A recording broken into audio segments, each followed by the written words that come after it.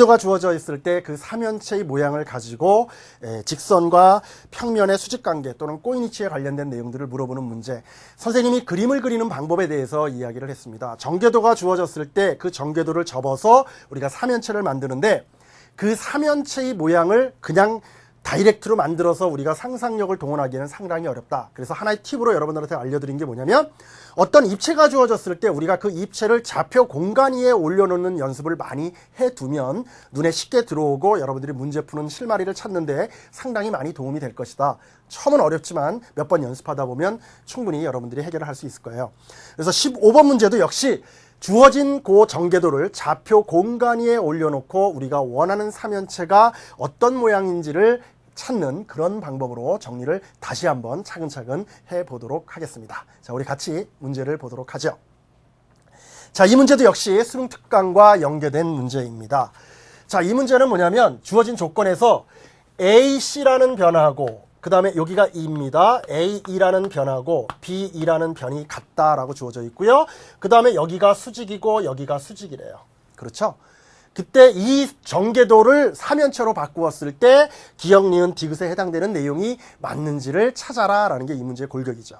그럼 아까도 잠깐 얘기했듯이 이거를 삼연체로 바꾸는데 그 삼연체의 모양이 어떤 삼연체인지를 찾는 게 포인트라고 그랬죠. 그러려면 이 삼연체를 그냥 공간에다 놓고 접는 게 아니라 좌표 공간 위에 올려놓고 해보면 충분히 이해가 되더라. 왜 그런 생각을 할 수 있을까? 여기 수직이다라는 조건이 들어가 있기 때문이고 그렇지 않더라도 어떤 입체 도형 같은 경우를 좌표 공간 위에 올려놓고 문제를 푸는 방법들은 상당히 자주 등장을 하는 거죠. 그럼 뭐를 X축으로 놓고 뭐를 Y축으로 놓고 뭐를 G축으로 놓을래? 그게 이제 포인트입니다.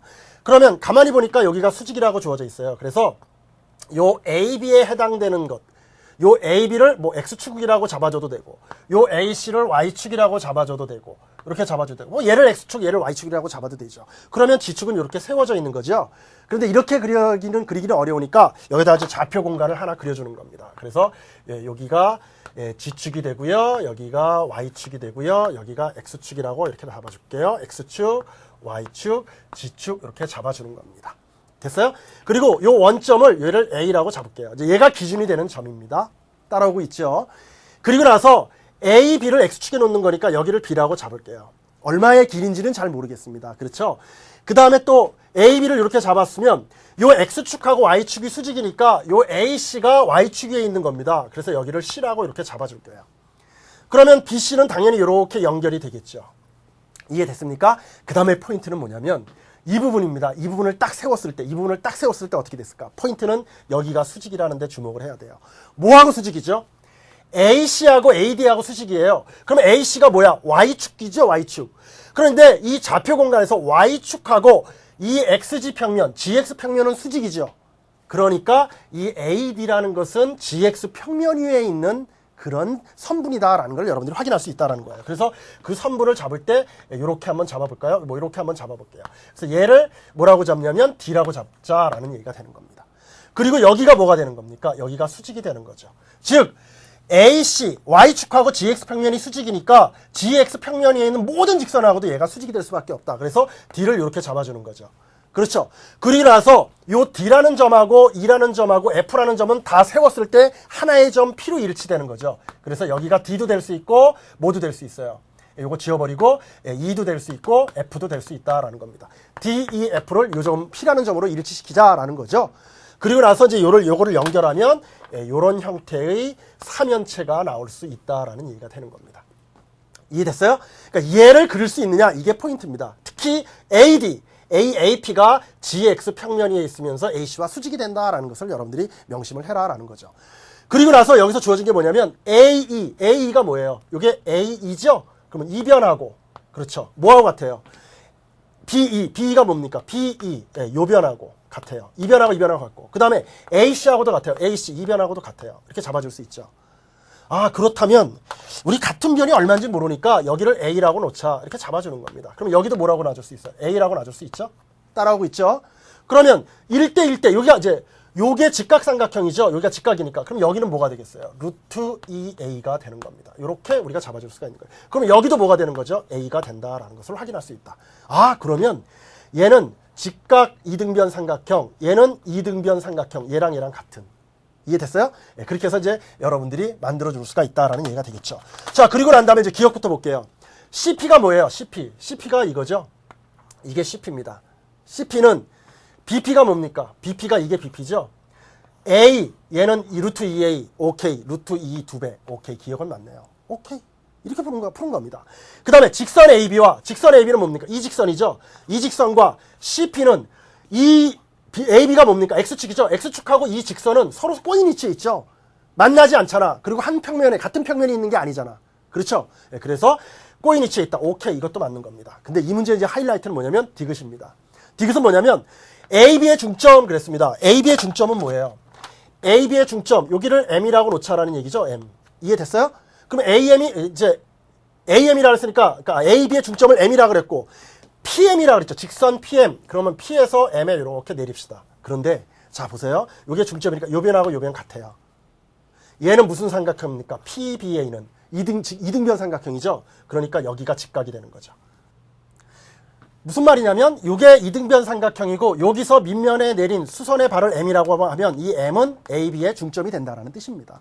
이때 뭐라 그러냐면 직선 PM, 요 직선 PM하고 뭐하고 BC가 뭐예요? 이게 BC예요.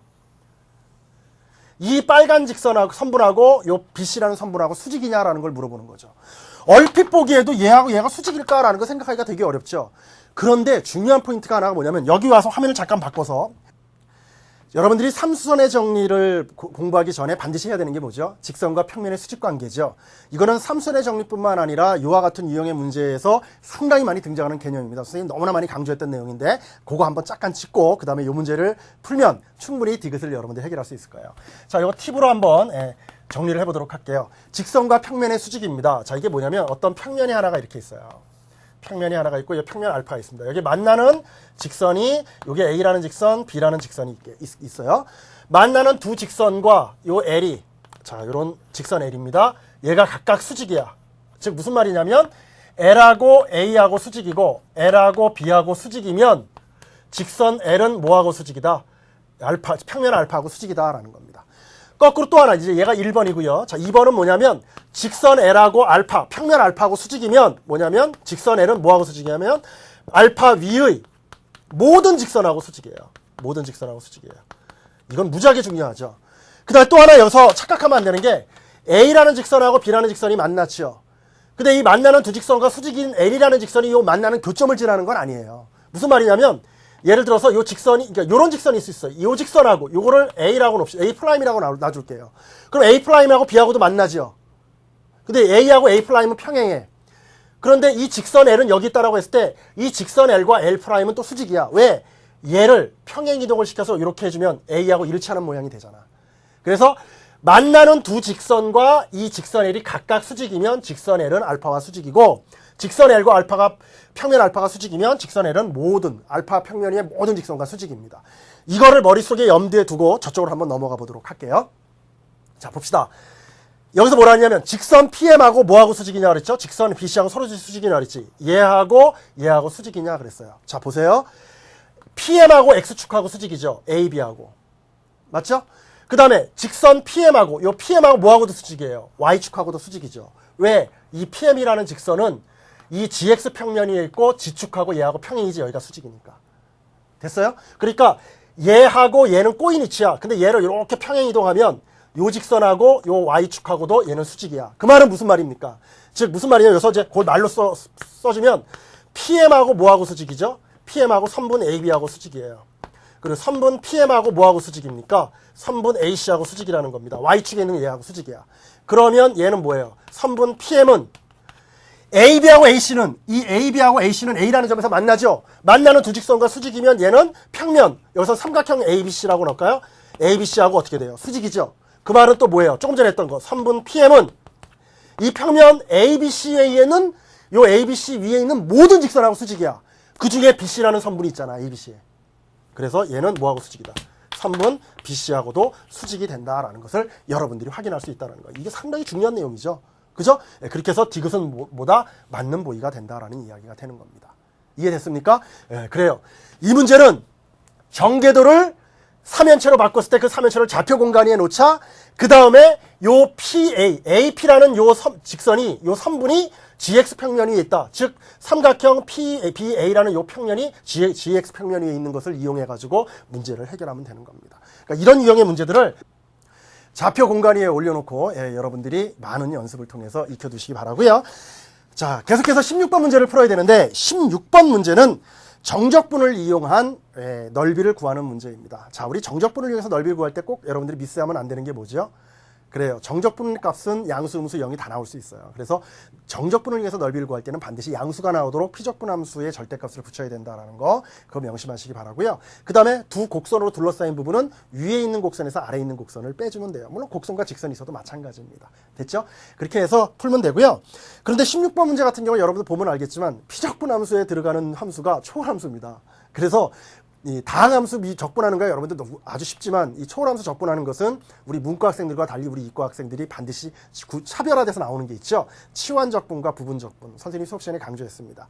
이과에서 정적분에서 치환적분과 부분적분은 나올 가능성이 상당히 높기 때문에 몇 문제 정도를 확실하게 연습을 통해서 두 방법을 익혀두어라 라고 얘기를 했죠. 그 내용을 알고 있다면 이 문제도 어렵지 않게 해결할 수 있을 거라는 생각이 들어요. 같이 문제 보도록 하겠습니다.